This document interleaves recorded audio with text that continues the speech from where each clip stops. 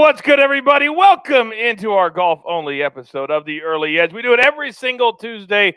Subscribe at our YouTube channel. Turn on those notifications so you know the exact second that it drops into your feed. Now, congratulations goes out to Patrick Cantlay in one of the more unique wins you're ever going to see on the PGA Tour as Jon Rahm bounced because of COVID, and that opened it up for Collin Morikawa and Patrick Cantlay to go to a playoff. So congratulations.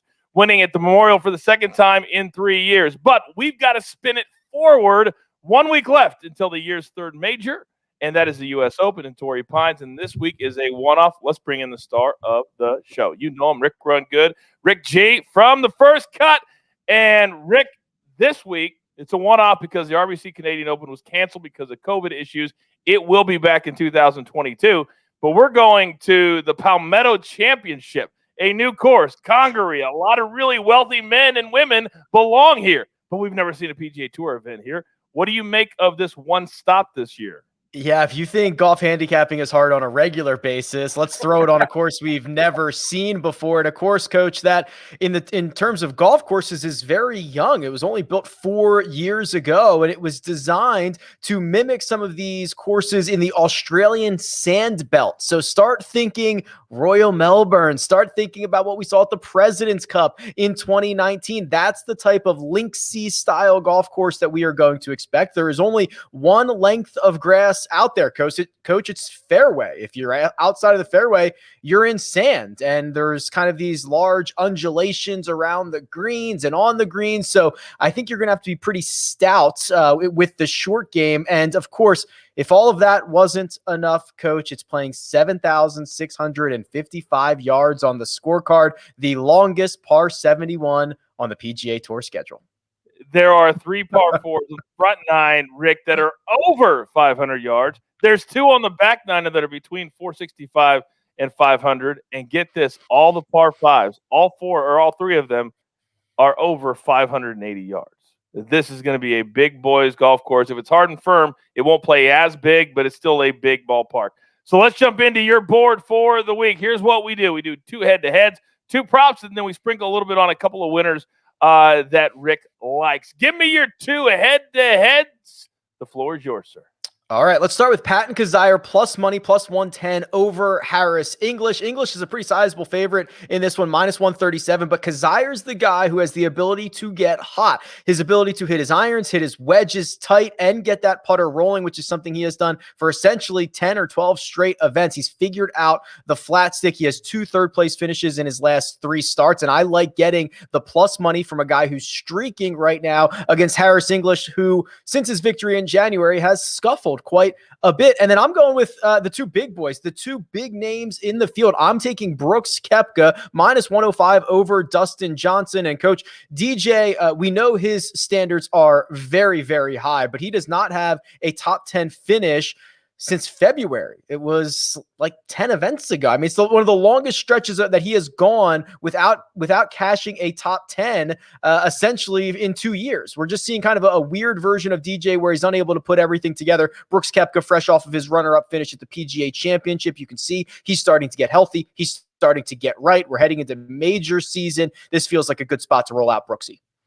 Yeah, sometimes it's as much about who you're fading as it is who you're playing. And I think this is a perfect example of that. DJ just hasn't been playing well, but the number is right in that sweet spot. So I love both those plays, actually.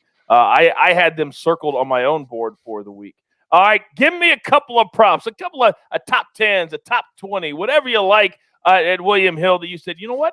That number gives me value. What do you have?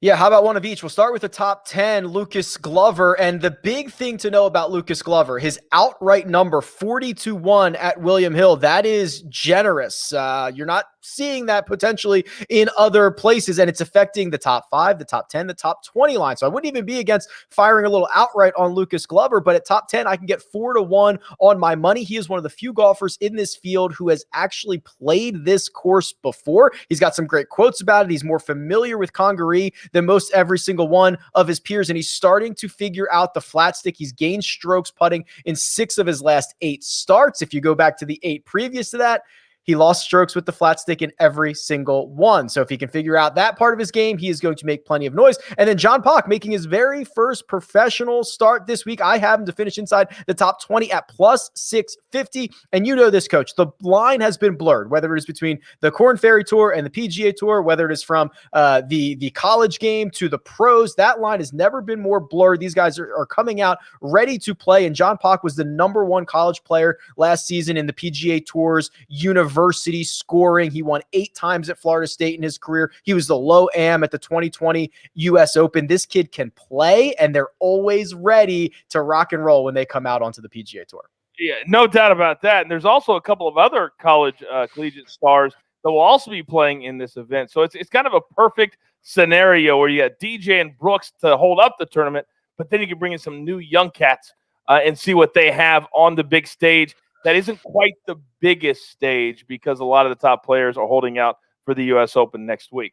All right, let's target a couple of guys that you think could go to Congaree this week and walk out Sunday night with the trophy and head for the U.S. Open all fired up with their game intact. So I don't normally like betting someone this short, but Brooks Koepka at 8.5 to 1, I think is the bet that you want to. If you want a live bet on a Sunday, if you want a guy who has a chance to win this golf tournament, this is probably the best way to go. I mentioned the fact that he's coming in off of that runner-up finish at the PGA Championship. He is long off the tee. When he gets going, he hits his irons very well. If he can get the putter rolling in the right direction, I mean, he doesn't even really need to have his A-plus game to win around Congaree when you look at the rest of this field. So that's probably the bet that is most likely to be live on Sunday. And then I'm going a little bit deeper down the board, 22 to 1, Sungjae Im, who has missed 2 cuts in a row. He's playing a little bit of whack-a-mole right now. And what I mean by that, he's trying to figure everything out. But there's a couple of good things for Sungjae. He's an excellent short game player, which I think the length of Congaree and the way that it is designed, kind of a link style, you're going to have to lean on that. If you think about the comps for this course, Royal Melbourne at the President's Cup, Sungjae was awesome there. That course was designed by Alistair McKenzie, a more familiar Alistair McKenzie design that you might know. It's called Augusta National. Sungjae Im has finished runner-up there. So I think that this is a really good number on a guy who has won on the PGA Tour, which I think is going to be critical for this week. Go out and find a winner, and at 22 to 1, I think Sungjae Im could be that guy. I love that explanation. I also was kind of leaning towards, because you bring up these other courses around the world, European players that play them more than the players from the United States. So kind of sprinkling some of those plays in, especially if you're doing a lot of fantasy this week at DraftKings. All right. Grab your paper, grab your pencil. It's that time. Here's the recap, courtesy Rick G. In our head-to-head matchups, we're going to go Patton Kizzire plus money, plus 110 over Harris English. Then we'll take Brooks Koepka only minus 105 over DJ. Then in our props, we're going to go Lucas Glover top 10 plus 400. John Pak top 20 making his professional debut. You get that number at plus 650. And then our 2 win bets, Brooks Koepka only plus 850, but a ton of value because of the weakness of field. And then Sungjae Im to win plus 2,200 as well. Don't forget the First Cut Pod mega preview in your feed today.